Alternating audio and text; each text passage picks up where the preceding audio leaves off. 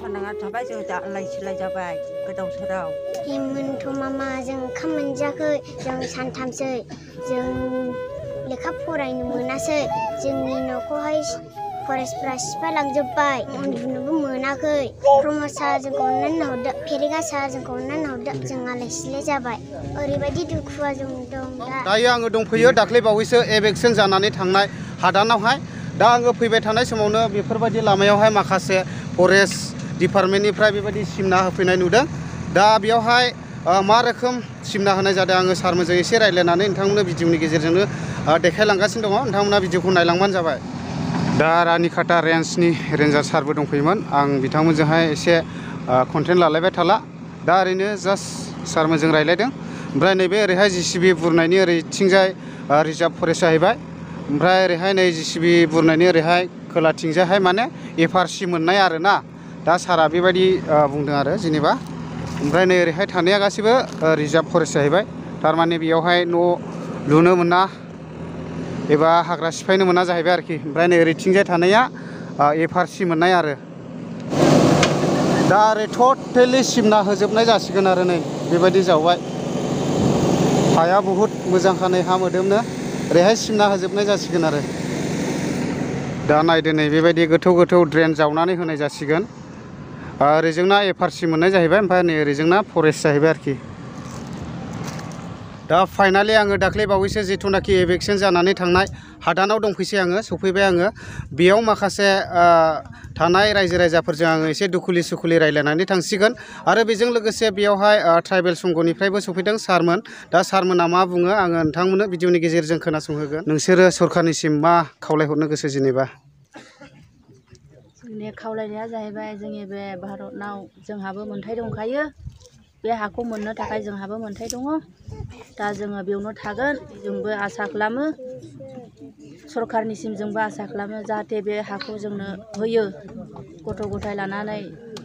दाख्लैयो न' थुख्लायनानै थांबाय दा गथ' गथायफ्रा गोबां खस्थ' मोनबाय बे गुसु गोजां बोथोरनि समावहाय जि थोआ दा तेरपाल गैला गोबांथार खस्थ' मोनबाय बिमाफोर बिब'फोर गासैबो बे गुसु हरावहाय अबाव थागोन अबाव मागोन दाबो न'बो थिग गैया दा गोदाव सोराव जानानै दङ दानो जोङो बे जोंहा बे बिटिआरनि माबायावहाय जोंहाबो बे बड'लेण्डनि जोंहाबो बर' नागरिक जानानै जोंहाबो मोन्थाय दङ जोंहा बेवहाय थांनानै थानायनि थाखाय जोंहाबो मोन्थाय दङ गुबुन जातिफ्रा थांनानै थानो मोनदोंब्ला हामदोंब्ला जों मानो मोना जोंहा मोन्थाय दङ बेनो आंनि बुंनांगौआ दा जेनेबा थासारिफ्रा मा रोखोम जानानै दं जेनेबा जोंनि दा थासारिफ्राथ' जोङो थांनाय 30 तारिखआव जोंनि फरेस्ट डिपार्टमेन्टनिफ्राय जोंनि न' बांफोरखौ सिफायनानै गालांबाय बिनि उनाव जोंनि थासारिफ्रा गोदाव सोराव आलाय आथानि जानानै दं सोरबा गांनाय उखैनायजों भुगिनानै दं सोरबा लोमजानानैबो भुगिनानै दङ जोंनि गेजेराव जोंनि बर' फिसाफ्रा गोबांथार बेबायदि थांनाय 30 तारिखआवथ' जोंनि गथ'फ्रा गोबानाय खिनाय बेबादिबो जादों दा बेयाव जोङो गोदाव सोराव जानाय हिसाबै जोंनि बिटिसि सरखारनाव जों खावलायनो सानदों जोंनो बे जायगाखौ होयोब्ला जोङो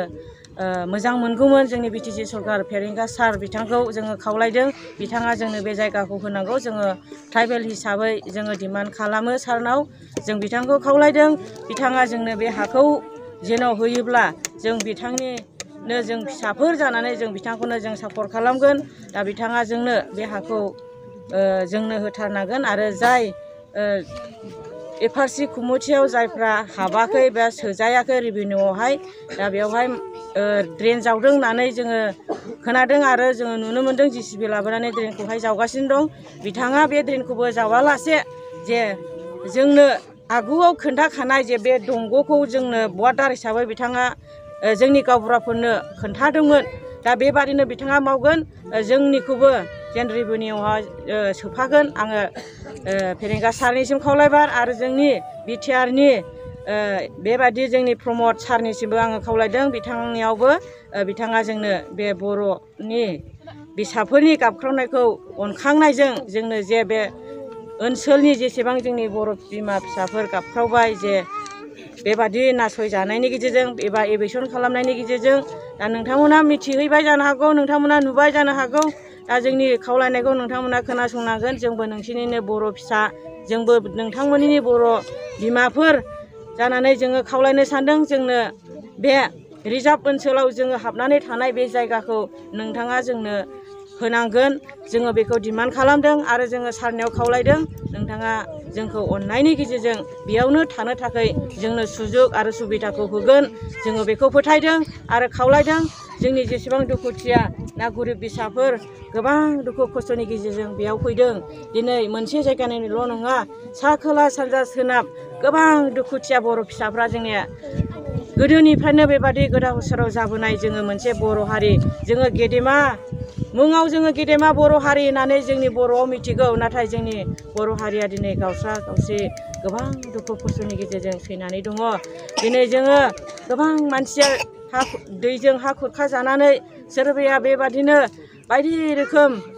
गुबुन हादरफ्राव दङमोन गुबुन जायगा गोजान गोजानाव दंमोन दिनै आदियारिफोर मावनानै जानानै दंमोन पाहारिया जायगाफ्राव बिथांमोना दा बिनिफ्राय ओंखारबोनानै बे रिजार्भ ओनसोलखौ दखल खालामफैदों जोंबो बर' फिसाखाय बे हाखौ मोनगोन जोंबो थानो मोनगोन बे आसा आरो मिजिं आरो बे थांखिखौ लानानै बे जायगायाव दखल खालामनानै खामिनानै दं बेनिखायनो प्रमद सार आरो फेरेंगा सार नोंथांमोना जोंनो सुजुग सुबिदा होनांगोन आरो जोंखौ अननायनि गेजेरजों नाहरनांगोन जोंबो बर'नि थैनि फिसाफोर जोंबो दिनै बै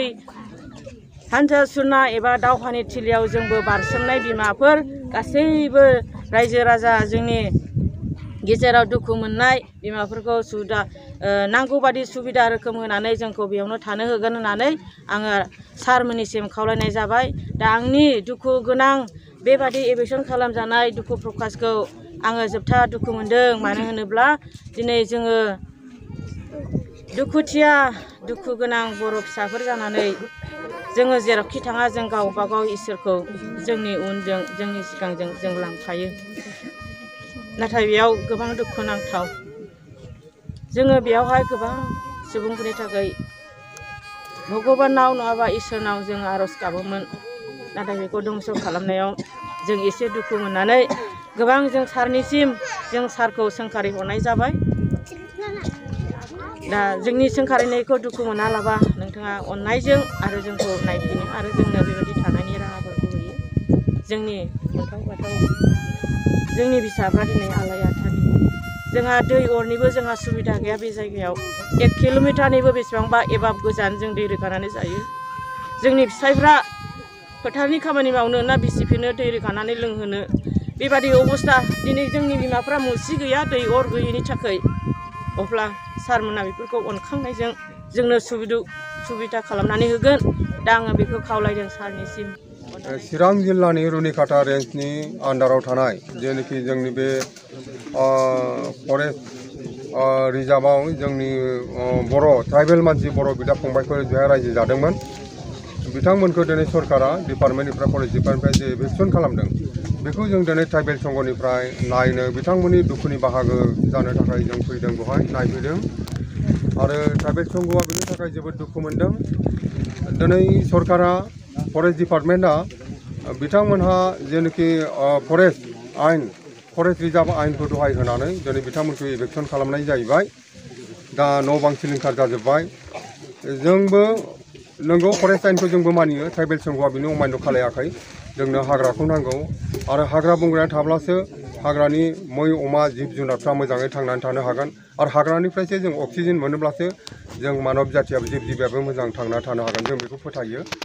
नाथाय दिनै इलेक्सननि गेजेरजों जोंनि बिदा फंबाय जोंनि ट्राइबेल मानसिफ्रा जोंनि बर' रायजो राजाफ्रा दिनै गोबां आलायाथानि जादों बिनि थाखाय जों दुखु फोरमायो दा बिनिखायनो जुदि मोनसे आयेननि हेफाजाबै जुदि बेबायदि उच्चेद खालामबायब्ला जों बिटिसि सरकारखौ आसाम सरकारखौ जों नारसिनो जों खावलायो बिथांमोन बे एफेक्टेड मानसिफोरखौ रायजो राजाफोरखौ मोनफ्रोमबो न'खरखौ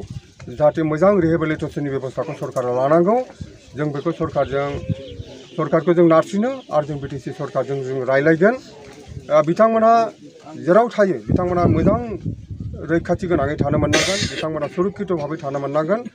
जों बेखौ बिटिसि सरकारखौ दिनै नायफिननानै जों खावलायो आरो लोगोसे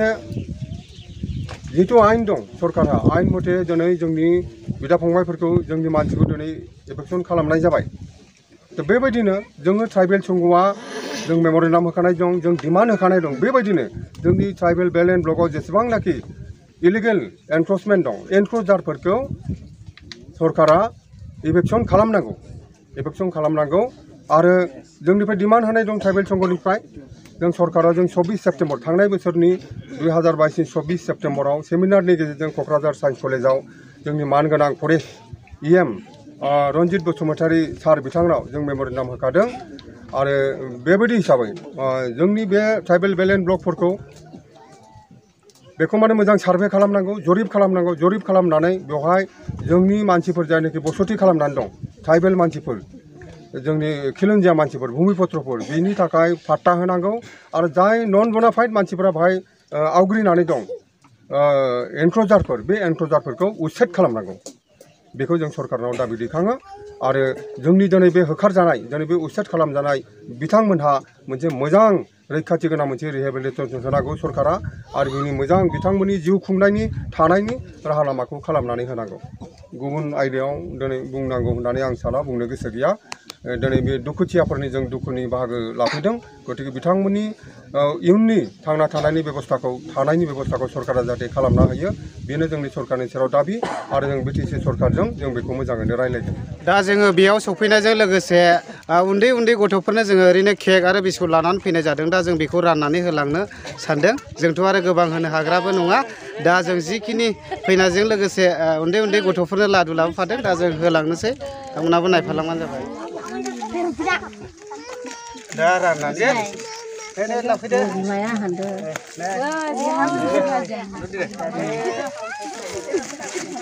मोनजोबगोन दे गासिबो मोनगोन दे गासिबो मोनगोन दे मोननाय सामने दे